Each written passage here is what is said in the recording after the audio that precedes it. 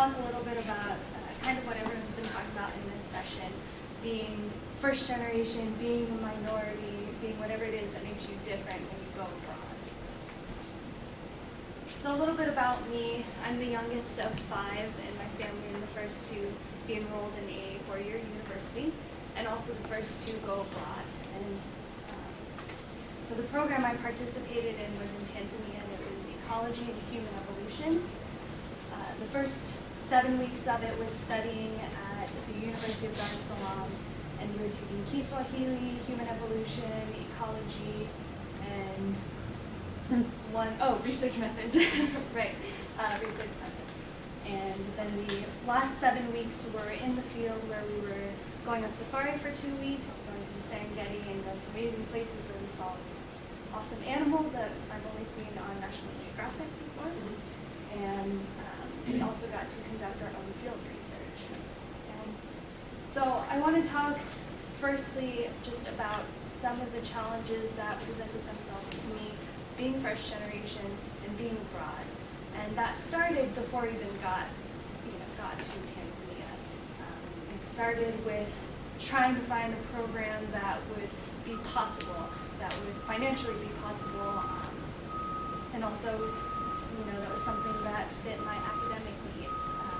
But mostly finding a program that, like ACM, that allowed me to take financial aid from my school and apply it directly to a program, because otherwise it wouldn't have been possible for me to study abroad. So those were just some of the challenges before getting there. Once I got there, I was presented with a whole slew of other challenges, which included being in a group of students that I felt at first a little isolated from because of being one of 2 minorities, being lower income families, not having a lot of spending money, being abroad like most people I think might be able to. So those are just some of the things that I had to think about daily and try not to separate myself from the group because of those things. And what I learned,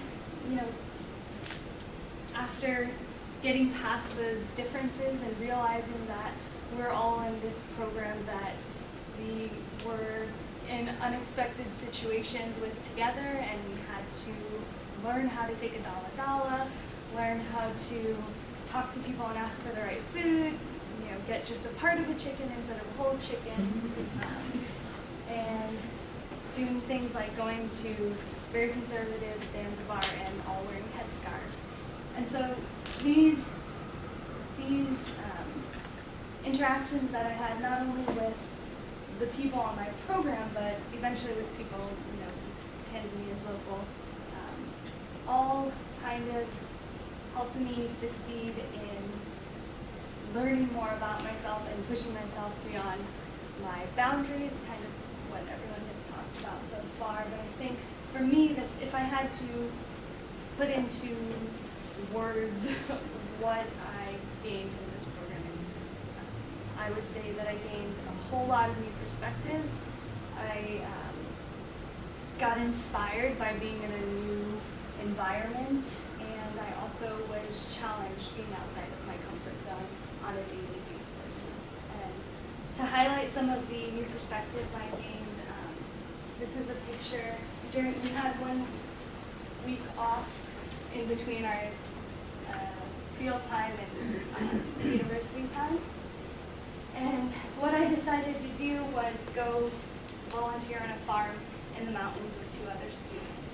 So that, first off, had allowed me to figure out the transportation system just on our own, and getting on a bus in the middle of nowhere and finding ourselves in the middle of nowhere with just each other to work with.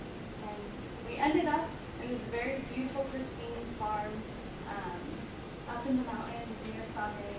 And this is Rosie, who was the daughter of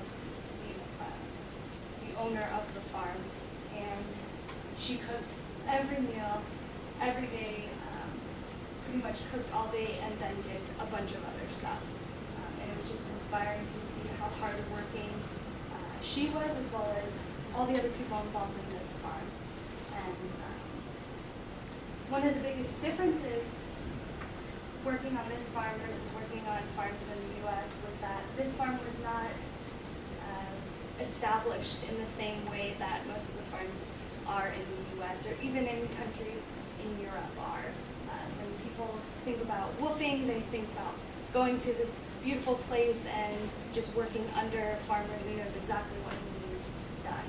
And here it was a little different. It was more of trying to figure out what exactly they were doing, what did they need, and working together with them, and realizing that they were in the very beginning stages of an organic farm to produce. They weren't producing at all when we were there.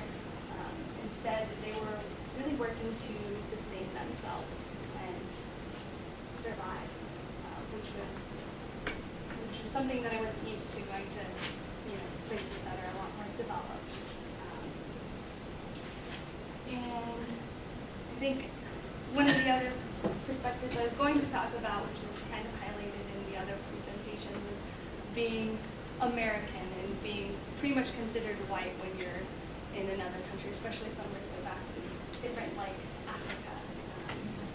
I had held on to that same notion of being Mexican-American my whole life, and again thinking that that was my identity. And then I was put into, East Africa and was just considered another American, which is a little different than your experience, but still very enlightening.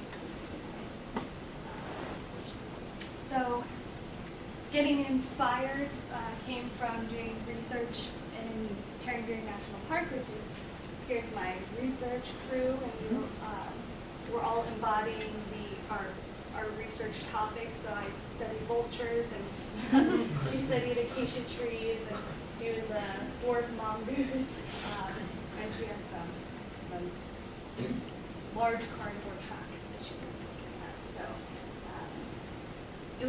it was an amazing experience to be in a location that most people don't get to go until maybe master's or PhD program to do research that within my field, and learn the challenges of that, of working with nature and having no parameters really. So I just want to wrap up with some statistics, because my experience was so important to me, so pivotal to where my life I think is headed now, and has opened so many doors, helping me feel more comfortable being outside of my comfort zone. And that's taken me to other countries. It's brought me here, also somewhere I've never been before.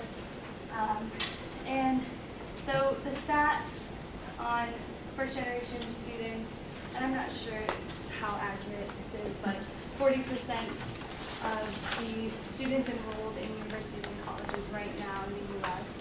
are considered first generation, but it's used synonymously with minority, so it might be an overestimate. And only 24% of them get the opportunity to study abroad. And that might seem like a lot, but in reality, that's a very small percentage of people who will be able to have experiences that change their life. And at Colorado College, for instance, I'm one of 100 students out of over 2,500 students that are first generation.